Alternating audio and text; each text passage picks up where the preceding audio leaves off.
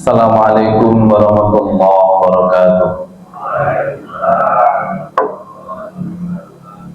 Innal hamdalillah nahmaduhu wa nasta'inuhu wa nastaghfiruh wa na'udzu bihi min shururi anfusina wa min sayyiati a'malina. May yahdihillahu fala mudilla lahu wa may yudlil fala hadiya lahu. Asyhadu an la ilaha illallah wa asyhadu anna Muhammadan abduhu wa rasuluh. Allahumma salli ala Muhammad wa ala ali Muhammad, amma ba'd. Ayyuhal mu'minuna rahimakumullah, usikum wa iyaya nafsi bitaqwallah. Faqad fazal muttaqun haitsu qala ta'ala ya ayyuhalladzina amanu taqullaha haqqa tuqatih wa la tamutunna illa wa antum muslimun. Ya ayyuhalladzina amanu taqullaha wa qulu qawlan sadida yuslih lakum a'malakum wa yaghfir lakum dhunubakum wa may yuti'illaha wa rasulahu faqad faza fawzan 'azima. Muslimin muslimah jamaah salat maghrib yang dimuliakan Allah Subhanahu wa taala, puji dan syukur kita panjatkan kehadirat Allah atas segala nikmat yang tercurah, atas segala anugerah yang terlimpah. Pada petang hari ini Allah mudahkan kita memenuhi panggilan hayya 'alas shalah, hayya 'alal falah. Kita tunaikan salat maghrib dengan berjamaah, dan kita dimudahkan Allah untuk kembali berkumpul di taman di antara taman-taman surga. Kita masih berada di bulan Dzulhijjah, sehingga saya belum ingatkan pada saya pribadi dan juga panjenengan semuanya, meskipun ayyamul asyr 10 awal Dzulhijjah itu sudah berlalu, meskipun ayyamut tasyrik sudah berlalu, tapi kita masih berada di bulan Dzulhijjah yang memiliki keistimewaan khusus sebagai satu di antara arba'atul hurum, satu dari 4 bulan haram, bulan suci, di mana ada aturan khusus di dalamnya. Fala tadlimu fihinna anfusakum, jangan kamu mendolimi diri kalian sendiri di bulan-bulan tersebut. Di bulan haram, di bulan suci, itu pantangan paling besar itu adalah perbuatan maksiat dan dosa. Baik itu di bulan Dzulqa'dah, di bulan Dzulhijjah, di bulan Muharram, dan juga di bulan Rajab, karena itu adalah 4 bulan haram. Jadi pantangan terbesar termasuk di bulan Muharram yang orang sebut bulan Suro, itu bukan kok mengadakan hajatan, bukan melakukan pernikahan, itu bukan pantangan, Pak. Ya, tapi pantangan paling besar apa? Melakukan maksiat dan dosa. Karena segala jenis maksiat dan dosa itu artinya seseorang telah menganiaya diri sendiri. Wa innal fujura yahdi ilan nar. Segala perbuatan maksiat dan dosa itu mengantarkan pelakunya kepada neraka. Makanya di kesempatan kali ini, sebelum saya memulai materi kita ingatkan akan bulan di mana kita berada, masih tetap waspada, masih tetap menjaga, jangan sampai kita melakukan perbuatan maksiat dan dosa. Bukan berarti selesai bulan haram kemudian boleh melakukan dosa, ya. Tetapi bahwa memang perbuatan dosa itu diharamkan, dilarang dikerjakan kapanpun dan dimanapun. Tetapi ketika itu dilakukan di bulan haram, itu maka dampaknya lebih berat, ya. Karena bukan saja dia melakukan dosa, tapi dia telah melecehkan, menodai apa-apa yang diagungkan di dalam syariat. Baik, Bapak Ibu yang dimuliakan Allah, kita lanjutkan kajian kita tentang salatah fatalatuna sababan lil khusyuk' fis shalah. 33 sebab khusyuk di dalam salat Yang terakhir kita sampai pada zikrul maut fi shalah, mengingat kematian di saat mengerjakan sholat. Kita lanjutkan yang keempat, di antara sebab yang menjadikan kita bisa khusyuk di dalam sholat adalah tadabburul ayatil maqru'ati wa baqiyati adkaris sholat, mentadaburi, menghayati ayat-ayat yang dibaca, dan begitu pun dengan bacaan-bacaan sholat. Ini tentu sangat bisa dipahami bahwa cara kita bisa khusyuk ketika menjalani sholat itu adalah dengan menghayati makna yang kita baca. Baik ketika intiqal dari sejak takbiratul ihram, kita mengatakan Allahu Akbar, kita dalami maknanya, kita kemudian menghayati ya, apa konsekuensi ketika kita mengucapkan Allahu Akbar. Allah Maha Besar. Akbar di situ tidak ada pembandingnya. Biasanya kalau ada isim tafdil, ya, akbaru min, ya. Misalnya gunung lebih besar daripada bukit, ya, atau mungkin gunung lebih besar daripada batu, ada pembandingnya. Ya, al-jabalu akbaru minal hajar misalnya. Tetapi di sini tidak ada pembandingnya. Allahu Akbar, tidak ada min apa? Apakah minas sama, dari langit dibandingkan dengan bumi? Tidak ada pembandingnya, karena memang tidak ada yang layak untuk dibandingkan dengan Allah. Karena ketika Allah dibandingkan dengan makhluknya, yaitu nanti akan mengurangi keagungannya. Karena memang tidak layak, ya, makhluk manapun apapun dibandingkan dengan Allah. Maka ada satu ungkapan orang Arab mengatakan, alam tara anna sayfa yaqusu qudur idza qila anna sayfa amda minal asal. Tidakkah Anda perhatikan bahwa pamor suatu pedang akan jatuh ketika dikatakan pedang lebih tajam daripada tongkat? Kira-kira gimana Pak pamor pedang kalau dikatakan wah iki landep banget pedangnya, ya. Kalau tongkat luweh landep pedang, kira-kira gimana Pak?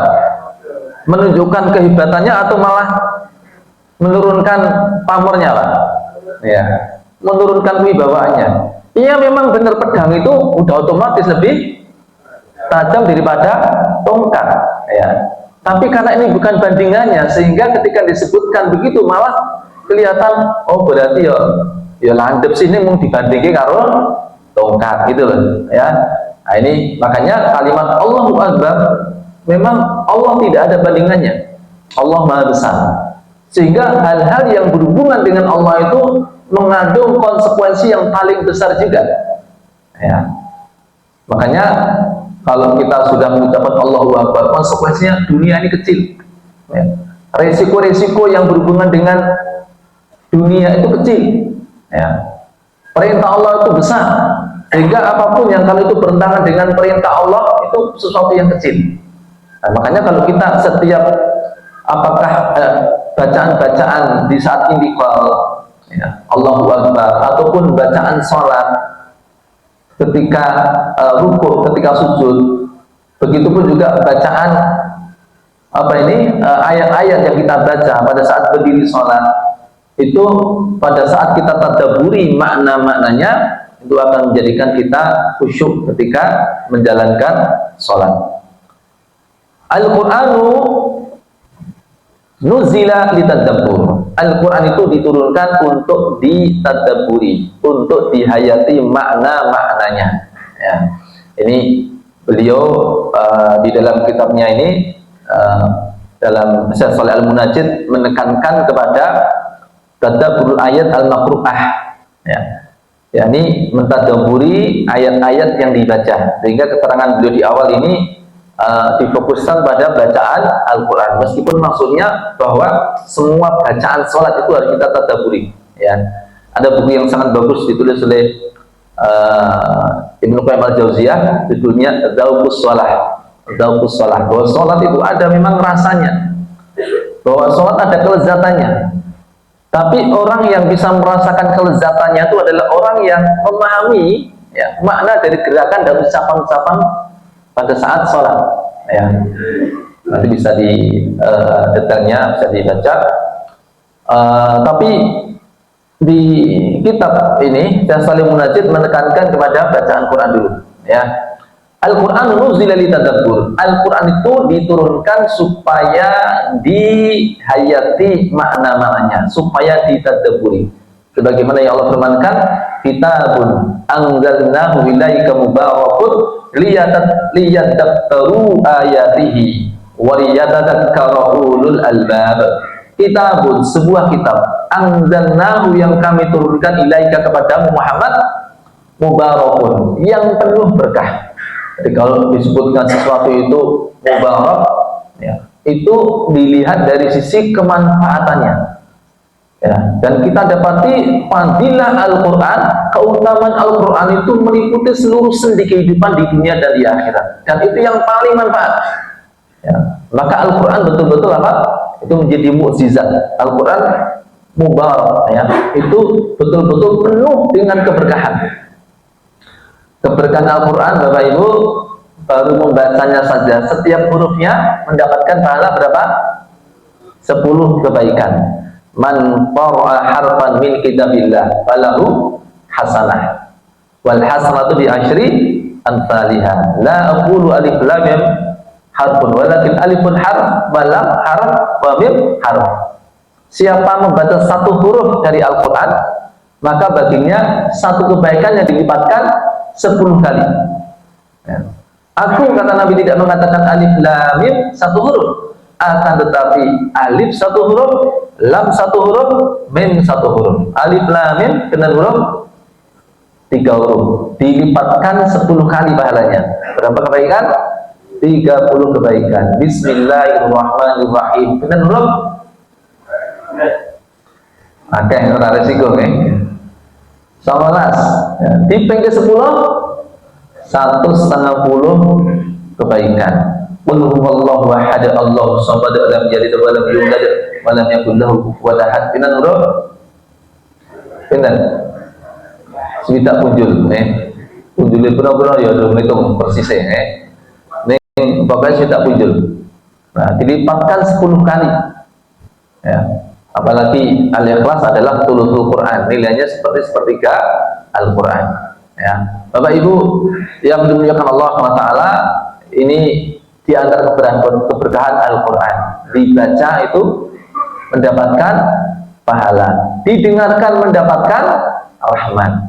Ya, Allah akan memberikan rahmat kepada orang yang wa idza quri'al Qur'anu fastami'u lahu wa ansitu la'allakum turhamun. Jadi begitu kita mendengar ayat-ayat Quran, kita diam, ya, menyimaknya, ya, memperhatikan, memahami mana-mananya, ikut merasakan apa yang disebutkan Allah di dalam Quran tersebut, maka kita akan mendapatkan apa? Rahmat dari Allah. Ya. Begitupun juga dengan mempelajarinya, ya, dia akan menjadi orang yang paling utama, ya, menjadi orang yang paling mulia. Ya, khairukum man ta'allama al-Qur'an wa 'allamah. Sebaik-baik kalian adalah orang yang mempelajari Al-Qur'an dan mengajarkannya. Ini menjadi orang yang paling mulia. Sehingga bahkan keberkahan Al-Qur'an, siapapun yang menyandang Al-Qur'an, maka dia menjadi keluarganya Allah. Ahlul Qur'an hum ahlullah wa khasatuh. Allah itu memiliki keluarga di kalangan manusia, bukan karena nasab, bukan karena ada faktor unsur keturunan, karena Allah itu lam yalid wa lam yulad. Akan tetapi Allah berkenan menjadikan di antara manusia sebagai bagian dari keluarganya. Jadi kalau ada orang yang merasa hebat, punya ataupun karena menjadi bagian keluarga pejabat, ya, merasa hebat karena menjadi bagian keluarga orang yang terkenal, merasa tersanjung karena menjadi bagian dari keluarga yang kaya raya. Tapi sesungguhnya ada yang lebih bergengsi dari itu semua, yakni ketika seseorang menjadi bagian dari keluarganya Allah. Siapa mereka? ahlul Quran hum ahlullah wa khassatuh. Ahlul Quran, mereka itu adalah keluarganya Allah dan orang-orang istimewanya. Dalam bahasa kekinian, orang dalamnya Allah. Itu adalah ahlul Quran. Dengan ada urusan yang dimong dulu berikutnya. Ordal itu kira-kira berikut. Kekuatan ordal. Ya. Nah, orang dalamnya Allah itu adalah ahlul Quran wa khassatuh. Maka dekat-dekat Pak, kalau kita belum menjadi ahlul Quran yang benar-benar menjiwai semuanya, belum hafal semuanya dan sebagainya, dekat-dekat sama ahlul Quran. Karena mereka adalah orang istimewanya Allah, orang dalamnya Allah. Ya, termasuk juga mendukung program-program mereka. Ya, kita berikan fasilitas kepada orang-orang yang hendak menghafalkan Al-Quran, yang hendak mengajarkan Al-Quran. Ya, kita berikan fasilitas kepada mereka karena mereka adalah orang dalamnya Allah, orang-orang istimewanya Allah, dan kita minta mereka mendoakan kita. Ya, karena doa mereka insya Allah dikabulkan oleh Allah. Keberkahan Quran, bahkan dengan Quran pula itu bisa mengubah dari jahiliyah kepada kepada Islam, dari kotoran kepada kesucian, dari kesengsaraan kepada kebahagiaan. Karakter itu bagaimana Allah mengubah satu masyarakat yang di sana dipenuhi dengan jahiliyah, hingga dengan turunnya ayat demi ayat Allah mensucikan mereka. Ya. Kalau kita bicara tentang para sahabat yang hijrah, memang muhajirin itu hijrah dari dari Mekah ke Madinah, itu muhajirin. Tapi orang-orang Ansar sebenarnya mereka juga hijrah dengan pengertian hijrah dari keburukan kepada kebaikan dan sampai pada puncak kebaikan. Ya. Ini karena berkah dari Al-Quran yang membimbing mereka. Orang-orang Ansar itu Bapak Ibu sekalian dulunya juga nggak jauh sebagaimana masyarakat kita hari ini. Dalam hal muamalah itu banyak yang rusak. Akeh sing seneng ngapusi timbangan, akeh sing seneng menggunakan istilahnya tipu-tipu ketika ada masalah kemudian diajukan kepada hakim ketika itu, masih suka melakukan perkara-perkara batil di dalam hal soal harta. Makanya surat Mutaffifin, Ibnu Katsir mengatakan itu turun antara Mekah dan Madinah, seakan menjadi sinyal bagi Rasulullah bahwa nanti kaum yang kamu hadapi itu masih ada kebiasaan takdir, seneng nyolong timbangan, masih suka memperkaya diri dengan merugikan orang lain. Itu pada awalnya.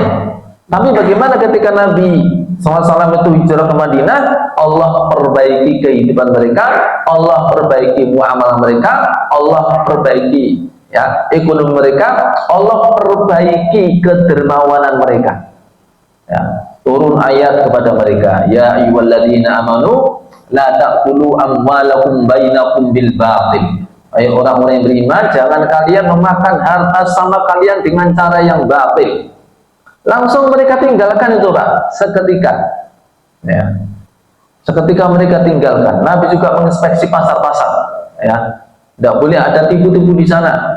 Nabi ketika di pasar melihat ada satu tumpukan barang di atas kering, baik-baik saja. Ternyata ketika tangan beliau itu dimasukkan ke bagian tengah ada yang basah. Allah sing gosok Maka beliau mengatakan man ghasyana falaisa minna. Sapa sing ngapusi awake dhewe wong Islam, mula dudu bagian wong Islam.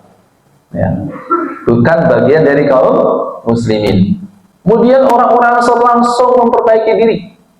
Sebelumnya mereka juga masih ada terlibat hutang piutang dengan cara riba. Hutang piutang dengan cara riba. Allah perbaiki keadaan mereka. Turun ayat, ya ayyuhalladzina amanu taqullaha wa dharu ma baqiya minar riba in kuntum mu'minin. Hai orang-orang beriman, bertakwalah kepada Allah dan tinggalkan sisa riba jika benar-benar kalian orang yang beriman. tinggalkan riba. Ayat itu turun pada saat ada dua orang dari suku yang berbeda terlibat hutang piutang dengan perjanjian riba, ya, nganai duit gitu ya.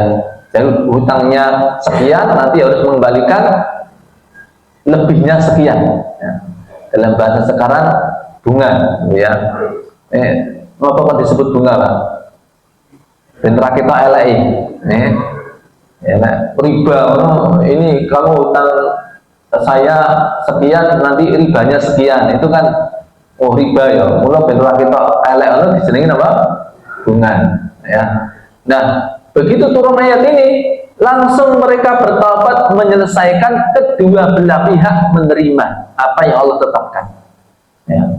Itu orang yang hutang, Pak, langsung datang dengan membawa, ya, apa yang hendak dia bayarkan, ya, kepada pemilik piutang. Ini saya kembalikan, ya, hutang saya kepada Anda, tapi sudah turun ayat bahwa saya hanya boleh membayar pokoknya saja, ya. Jangan ada riba di antara kita, ya. Maka saya kembalikan pokoknya saja. Mohon maaf, walaupun sebelumnya kita pernah, ya, janji untuk memberikan sekian persennya untuk dikembalikan sebagai ribanya, ya. Nah, ketika itu yang punya piutang juga langsung menerima. Saya juga sudah tahu ayat turun larangan riba, maka saya terima, ya, pokoknya saja, tidak perlu ada riba di antara kita, ya. Langsung, Pak, itu tobatnya bareng. Nah, saiki masalahnya rada angel menunggu, ya. Wis padha krungu ayate. Ning begitu apa sing utang mau harus bayar, ya, lalu bilang ternyata saya ngaji itu riba nggak boleh, meskipun dikatakan sebagai bunga, ningku riba, ya, maka saya kembalikan hutang saya pokoknya saja, karena saya hutangnya 2 juta, ya tak balik ke 2 juta, mohon maaf, ya, dan terima kasih. Kira-kira sing diutang itu berapa? Ya tobat urusanmu, ya. Ini utangmu di Saudi ini perjanjiannya piye, jare sampai nambahi 500.000 ya tambahi sik baru tobat ngoten nggih. Ya, sing tobat lagi sepihak nih, Pak, ya. Atau mungkin apa yang tadi menerima, ya. Ya wis nek ngono tak tampa, aku ya ngerti ayate, ya. Tak terima pokoknya saja. Nah, kadang-kadang juga ada itikat yang kurang baik dari yang minjem, Pak. Akhirnya apa? Langganan, ya. Orang butuh barang ya utang, ya. Kalau nek utang ngono ya jarine arep ngeki tambahan, ya. Ning pas arep nyaur nek ditagih engko ngetok dalile ora itu riba. Tapi nek pas utang kaya-kaya lali nek apa riba ra itu, Pak. Nah, ini makanya nggak baik-baik itu begitu. Tapi para sahabat begitu itu diarahkan oleh Allah, mereka memahami ayat yang Allah telah turunkan, langsung mereka tinggalkan. Maka Allah perbaiki kehidupan mereka. Ya, orang-orang Ansor kemudian kehidupannya membaik ekonominya, sampai kemudian surplus harta mereka. Lalu Allah turunkan ayat tentang kewajiban berzakat itu di tahun 2 Hijriyah. Wa aqimus sholata wa atuz zakah. Itu di tahun kedua Hijriah, ya. Jadi dalam waktu singkat Allah perbaiki ekonomi mereka. Setelah mereka meninggalkan tipu-tipu, setelah mereka meninggalkan riba. Nah, Allah berikan kepada mereka kemudahan, ya, hingga mereka bisa menjalankan apa yang wajib untuk dikeluarkan, zakat, ya. Jadi kedermawanan mereka meningkat. Tadinya masih suka nipu, isih ngrugike wong liya, ya. Kemudian apa? Ditinggalkan merugikan orang lain, ya. Sehingga sebelum dia memberikan manfaat pada orang lain, setidaknya dia apa? Tidak merugikan orang lain, ya. Setelah itu naik lagi memberikan kemanfaatan kepada orang lain dalam hal yang sifatnya wajib, zakat yang wajib, ya. naik lagi, Allah perbaiki keadaan mereka dengan mereka melakukan apa, setelah yang wajib mereka tunaikan, mereka juga ingin tambahan pahala dengan bersedekah. Sempat ada teguran dari Allah karena ada di antara orang Ansor pas musim panen kurma, lalu hasil panennya itu diseleksi, Pak. Seleksi, ada yang grade A misalnya, didol paling larang ya, premium dijualnya, grade B dijual lumayan mahal, grade C dijual standar, grade D ya sing rapayu didol lah ya, rapayu didol lah doyan dipangan dhewe. Nah kuwi sing digawa nang masjid, Pak ya. Iki aku ra doyan mbok menawa ya, kanca-kanca sing nang masjid ya doyan, sing disedekahke sing akhiran, sing basa-basa sing wis elek-elek ya. Maka Allah tegur ya, ketika itu dengan turunnya ayat, ya ayyuhalladzina amanu anfiqu min thayyibati ma kasabtum wa mimma akhrajna lakum minal ardh wa la tayammamul khabitha minhu tunfiqun. Hai orang-orang yang beriman, berinfaklah dengan yang baik-baik dari apa yang kalian usahakan dan dari apa yang kami keluarkan dari bumi. Wa la tayammamul khabitha minhu tunfiqun. Jangan kalian pilih-pilih barang yang bosok ya, yang kemudian kamu berinfak dengannya. Walastum biakhidhi illa antum mitufi, yang kamu sendiri mengambilnya dengan memincingkan mata. Nek kalau iki yupuke karo mites irung, mergo napa? Bosok ya. Iki nyatake iki nang kene bangane apa? Marai lemut nang omah mending tak sedekahke gitu ya. Nah, Allah tegur, bukan level kalian. Infakkanlah yang baik-baik, maka kemudian mereka berinfak dengan yang baik-baik ya. Langsung naik level mereka dari yang tadinya merugikan kemudian tidak merugikan, kemudian naik level lagi apa, memberikan kemanfaatan pada orang lain sifatnya wajib, lalu berinfak dengan yang baik-baik, yang sunnah, yang baik-baik. Nah, Allah tidak naikkan level mereka lagi, perbaiki kehidupan mereka lagi ya. Allah berikan tantangan kepada mereka, lan tanalul birra hatta tunfiqu mimma tuhibbun. Kalian tidak akan sampai pada derajat berbakti sampai kalian berinfak dengan apa yang kalian cintai ya. Nek barang sing apik-apik akeh, ning ora kabeh barang sing diapik niku awake dhewe seneng ta nggih.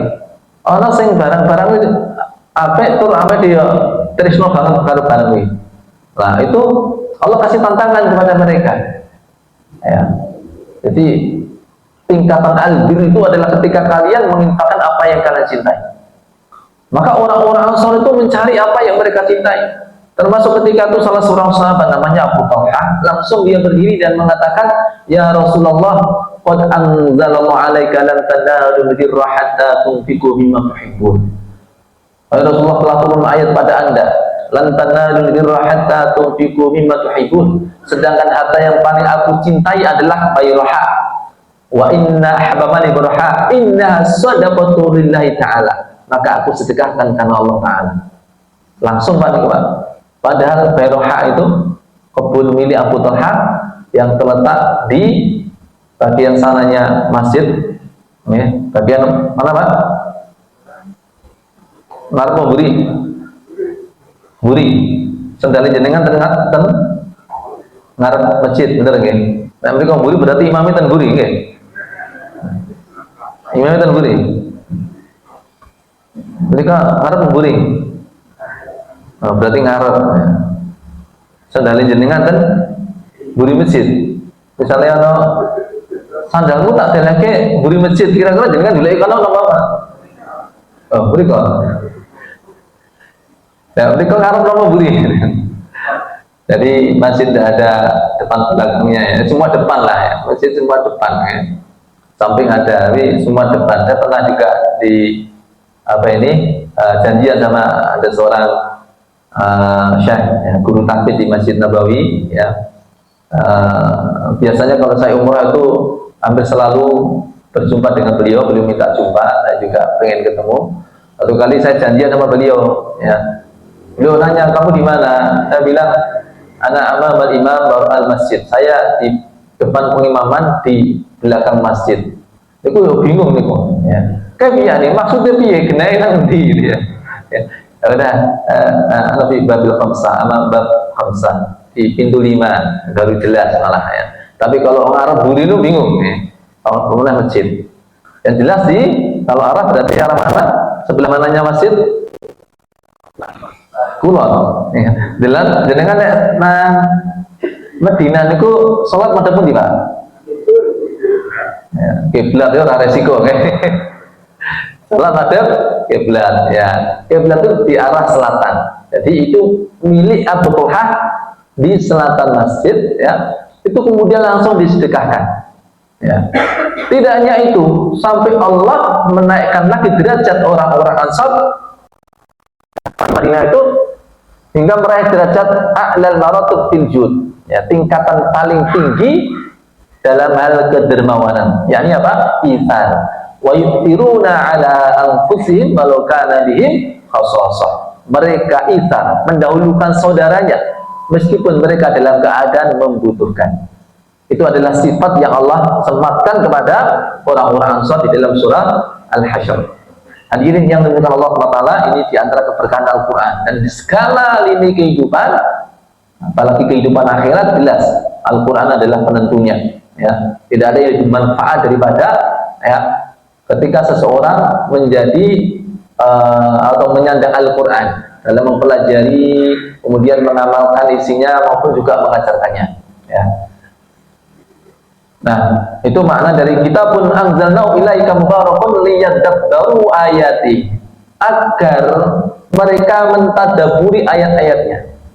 Jadi Al-Quran itu diturunkan bukan sekedar untuk dibaca yang per hurufnya mendapatkan pahala, tapi supaya dijadikan sebagai ilmu yang ditadaburi, dihayati makna-maknanya, supaya bisa dirasakan, supaya kemudian ada follow up ya, direspon. Karena kalau ada kabar maka diyakini, ada perintah di kerjakan, ada larangan ditinggalkan. Itu setelah mentadabburi ayat-ayatnya ya. Makanya kita banyak-banyak tadabbur terhadap ayat Al-Quran. Waliyatadzakara ulul albab ya, dan menjadi peringatan bagi ya, orang-orang yang berakal. Ya. Kemudian beliau melanjutkan dengan ayat yang lain, tapi sebelumnya beliau katakan wala yahsul tadabbur illa bil ilmi bi makna ma yaqra'u. Ya.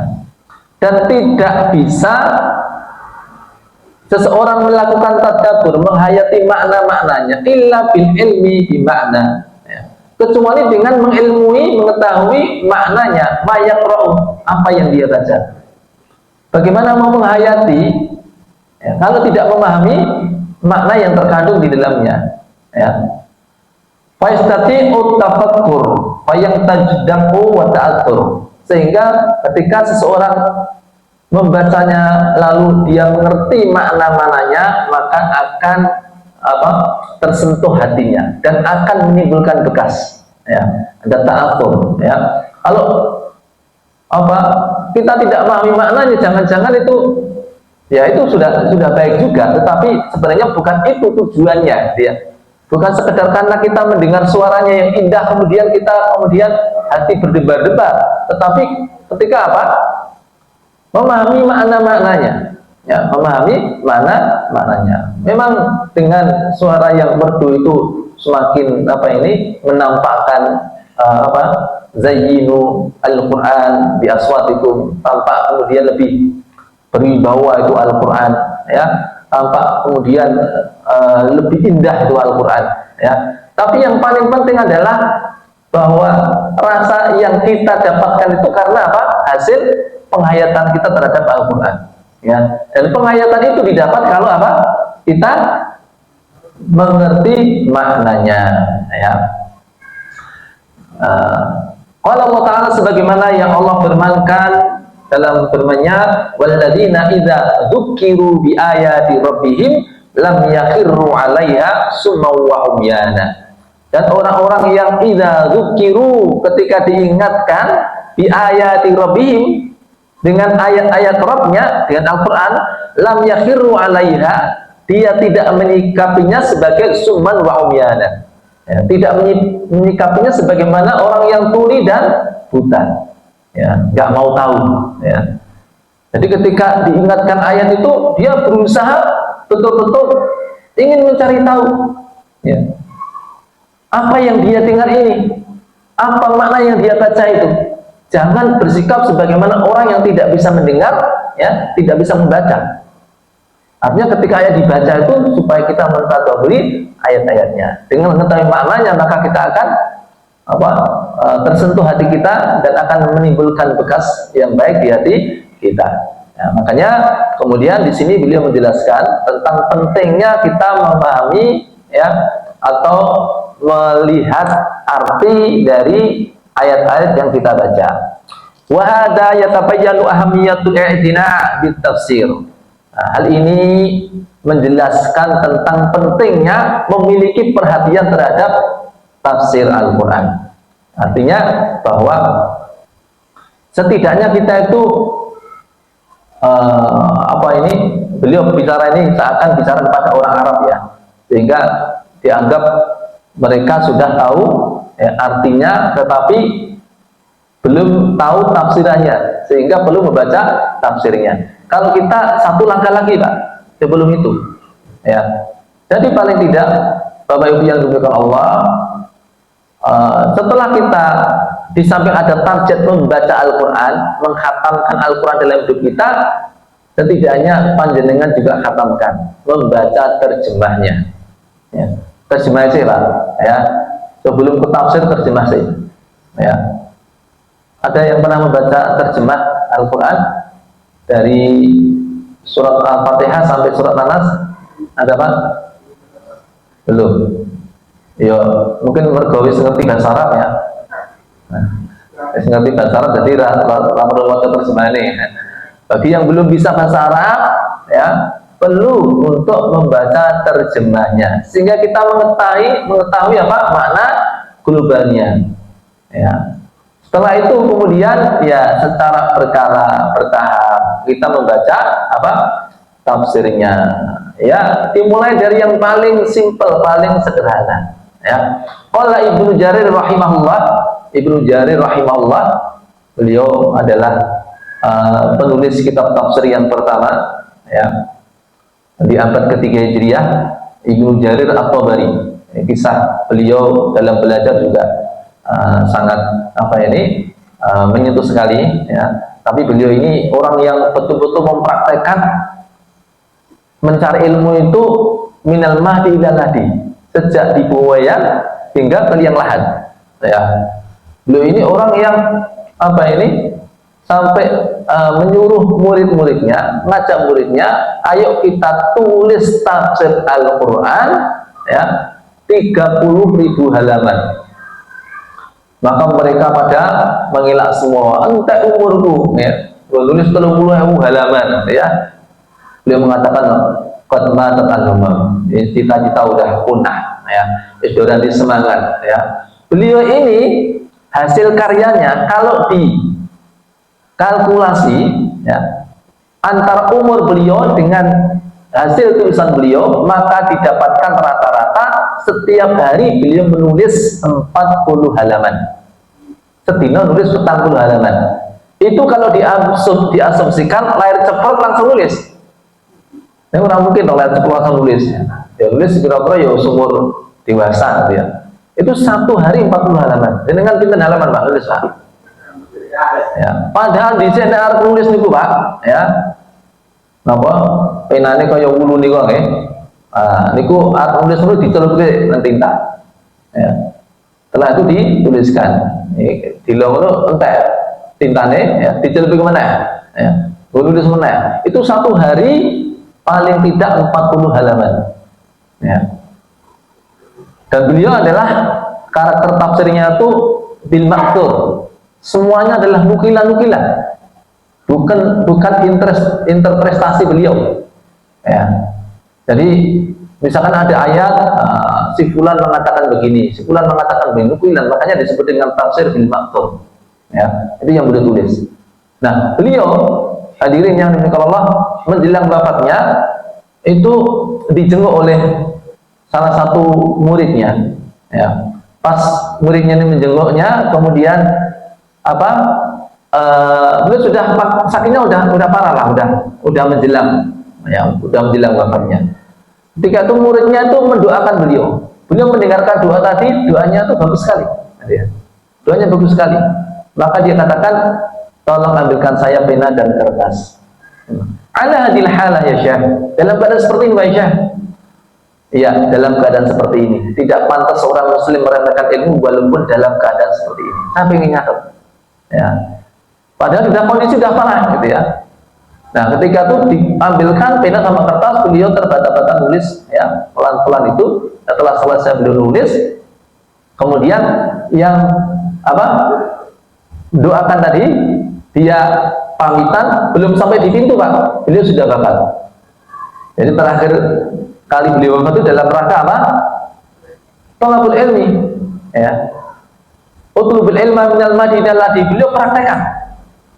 Ya, itu yang juga diperhatikan para ulama kayak Imam Ahmad bin Hanbal. Beliau sudah hafal 1 juta hadis. Jangan tanya Quran sudah hafal belum, sudah otomatis hafal. Ya, artinya dia sudah menghafalnya, bahkan hafal 1 juta hadis. Udah sepuh umurnya, tapi kemana-mana masih bawa tinta sama pena. Sampai beliau ditanya, ya, ila mata tahmilul, ya, mahdharah, sampai kapan anda itu membawa tempat tinta itu kemana-mana, masih sepuh barang nang dindi gua pulpen kalau kertas saya ini, ya. Nah, di saya ya papan apa jenenge apa Pak? Apa? Nah, yang sepuh-sepuh tahu apa namanya itu, ya. Itu ya saat ini asbak. Malah asbak itu gowong, ya. Jadi kemana-mana bawa tinta, ya. Beliau kemudian ketika ditanya, apa kata beliau? Ma'al makhbarah ilal makhbarah, bersama tinta sampai makhbarah, bersama makhbarah sampai makhbarah. Makhbarah itu tempat tinta, makhbarah tempat untuk dikuburkan, ya. Bersama tinta sampai mati. Nah, kembali kepada Ibnu Jarir At-Tabari. Ibnu Jarir At-Tabari, beliau ulama ahli tafsir, beliau katakan ini la'ajabu mimman qara'al Qur'ana wa lam ya'lam ta'wilahu. Saya benar-benar heran terhadap orang-orang yang membaca Al-Qur'an tetapi dia tidak mengerti takwilnya. Ai tafsirahu, tidak mengerti tafsirannya. Kaifa yaltadhu bi qiraatihi. Bagaimana dia bisa merasakan kelezatan ketika membacanya? Orang ngerti hatinya pisli arep ngrasake, ya. Lezatnya bacaan Al-Qur'an. Ya, maka kalau orang paham bacaan Al-Quran, dia akan betul-betul bisa merasakan, ya, mendalaminya, kemudian sampai bisa merasakan itu betapa indahnya, ya, kalamullah. Nah, maka ini pentingnya Bapak Ibu untuk kita membaca setidaknya terjemah, ya, syukur tafsir, tapi dimulai yang ringkas dulu. Maka beliau mengusulkan beberapa beberapa usulan untuk apa yang perlu dibaca, ya. Beliau nukil kalimat Ibnu Jarir di sini dari kitab Muqaddimatut Tafsir At-Tabari, ya, muqaddimah, ya, pendahuluan dari tafsir At-Tabari, ya. Beliau kemudian mengatakan walidzalika faminal muhim liqari'il Qur'an ayyang dura fit tafsirin walau mukhtasar, ya. Untuk itu menjadi perkara yang sangat penting bagi orang yang baca Al-Quran untuk melihat tafsirnya walau mukhtasar, walaupun tafsir yang ringkas, ma'atilawah, disertai ketika dia membaca tilawah, ya, baca satu ayat, lihat tafsir ringkasnya, baca ayat, lihat tafsir ringkasnya, ya. Mislu kitab Zubdatut Tafsir, mungkin kitab Zubdatut Tafsir yang ditulis oleh Syekh Al-Ashqar, ya, yang merupakan mukhtasar, ya, ringkasan dari tafsir Asy-Syaukani, ya, tafsir Asy-Syaukani, ya. Atau juga ini usulan beliau, wa tafsirul alamah Ibnu Sa'di, ya, tafsir As-Sa'di yang berjudul Taisirul Kalimir Rahman fi Tafsir Kalimil Mannan, ya. Itu biasa orang menyebut tafsir As-Sa'di, itu ringkas, ya. Dan ini alhamdulillah biasa dibagi-bagi, ya. Saya bahkan untuk tafsir As-Sa'di ini sempat punya lebih dari 5 gitu ya. Karena sering dapat gitu ya. Dulu pas mulai zaman sama Syekh dapat, pas istilahnya ke maktabah Masjid Nabawi juga dapat, ya. Karena memang sangat penting sekali. Setidaknya ketika kita baca ayat kemudian lihat tafsir ringkasnya, itu bisa memahami makna globalnya, ya. Baik. Ini dibacakan judul-judul kitab kira-kira enggak ya. Ya, pokoknya dengan mungkin yang penting terjemah sih, ya. Usahakan baca terjemahnya. Sekarang makanya di beberapa penerbit mushaf Al-Qur'an di sana juga ada yang menyertakan terjemahannya. Nah, itu penting juga. Jadi ketika kita baca ayat, kemudian kita baca artinya. Ada waktu-waktu kita membaca saja, ada waktu-waktu di mana kita mentadabburi. Bayangkan hadirin yang dimuliakan Allah Ta'ala, ketika kita mentadabburi Al-Quran, bukan saja pengaruh di kekhusyuan sholat kita, tapi akan berpengaruh dalam kehidupan kita, ya. Target besok misalkan di bulan Ramadan, biasanya hanya target hafalan, target membaca saja, perlu ditingkatkan target untuk bisa menghatamkan terjemah, ya. Atau misalnya target untuk berakal, mengamalkan, nggak harus semuanya, ya. Langsung semuanya kadang-kadang bingung mana yang diamalkan dulu, ya. Dari keutamaan-keutamaan yang disebutkan dalam Al-Quran, fokus mungkin apa yang Allah mudahkan bagi Anda, keunggulan amal yang ada dalam Al-Quran itu Anda cari, ya. Rasulullah itu, Bapak Ibu yang dimuliakan Allah, akhlaknya adalah Al-Quran, karena khuluqul Quran. Rasulullah adalah akhlak yang berjalan. Jadi kalau mau tahu isinya Al-Quran itu ya apa yang dikerjakan oleh Rasulullah. Nah, setidaknya kita kalau belum bisa, ya, menjadikan Al-Quran sebagai akhlak kita semuanya, tapi setidaknya kita menjadi ayat-ayat yang berjalan. Dulu tekan Al-Quran yang berjalan, tapi apa? Ayat-ayat yang berjalan. Misalnya, ya, ketika kita, ya, saya misalnya membaca ayat tentang keutamaan, ya, suatu kaum, ya. Misalnya alladzina yadhkurunallaha qiyaman wa qu'udan wa 'ala junubihim, ya. Orang yang berzikir kepada Allah di saat berdiri, saat duduk, saat berbaring. Terus kalau kalian jenengan, misalkan salah satu di antara jenengan, nah diri dikir terus, ya. Oh iki, ya, podo contohnya si fulan kayak, main esok nanti tinggal contoh, ya. Walaupun tidak perlu dipuji-puji, ya, di hadapan banyak orang, tetapi esok contoh. Ada yang praktekkan loh, ayat ini memang ada contohnya, ada orang yang mempraktekannya, ya. Nanti baca ayat lagi, alladzina yunfiquna fis sarra'i wad dharra, ya. Orang-orang yang berinfak di saat lapang maupun di waktu sempit. Nah, kula kalingan jenengan sing liyane meneh, ya. Oh, nah iki bapake kae sifate Masya Allah. Iki banget, ayat iki banget, ya. Pokoknya pas sugih ya infak, pas randu ya infak, betina infak. Ya. Disifati itu satu ayat misalnya, ya. Nanti baca ayat yang lain lagi atau lanjutannya wal kadhiminal ghaid, orang yang menahan amarahnya. Oh, kalingan bapak yang Masya Allah lama, tidak gampang marah, ya. Wallahu yuhibbul muhsinin. Nah, ada orang yang karakternya apian banget misalnya, nyah-nyoh, ya. Nah, itu kalau masing-masing kita itu menjadi ayat yang berjalan, ya. Nah, niku Masya Allah, ya. Delok jenengan niku pun wah ayat kabeh, ya. Orang buka tafsir ning udah ini loh praktek kayak ayat ini bapak kayak loh, Masya Allah, ya. Bayangkan kalau kemudian masing-masing kita istilahnya mengisi sampel-sampel contoh-contoh dari ayat-ayat yang berjalan. bahwa memang ayat itu memang untuk dipraktekkan, bukan sekedar dibaca. Nah, kita mempraktekkan ayat itu.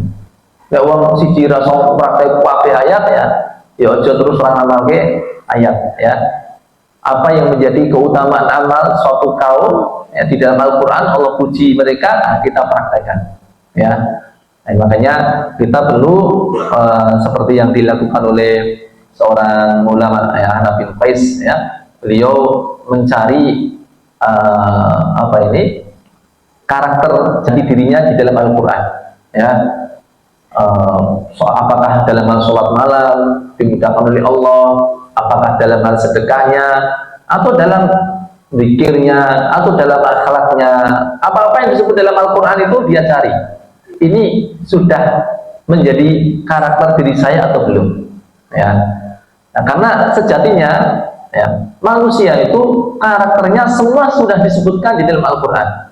Laqad anzalna ilaikum kitaban fihi dzikrukum afala ta'qilun. Sungguh kami turunkan sebuah kitab yang di dalamnya ada cerita perihal kalian. Jadi ceritanya awake dhewe kabeh pun ana dalam Quran. Ya mung awake dhewe napa? Mudeng durung, wis golek durung, ketemu apa durung niku lho kae. Pun ketemu dereng jenengan. Ten ayat pundi surat apa? Abu Lahab pun ketemu lho nggih. Ten pundi? Surat Al-Lahab benar niku. Abu Lahab wis ngerti jenengan dereng ngerti. Jenengan termasuk dua ayat pundi surat nopo. Ya, nah, dicari. Nah, ini efek dari kita mentadabburi ayat-ayat.